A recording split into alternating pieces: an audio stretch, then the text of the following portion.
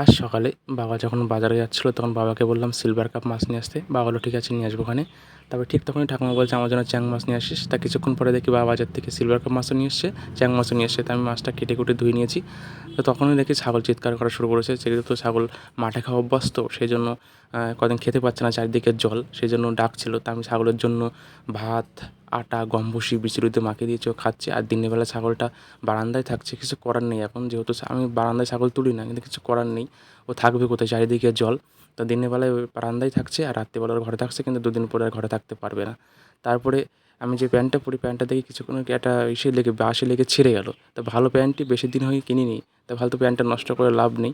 এই জন্য আমি সেলাই করতে বসলাম। আর এই সেলাইটা আমি আমার মায়ের কাছ থেকে শিখেছি। ছোটোবেলায় মা যখন সেলাই করতো তখন আমি মায়ের পাশে বসে বসে ফলো করতাম, সেখান থেকে আমি শিখেছি সেলাইটা।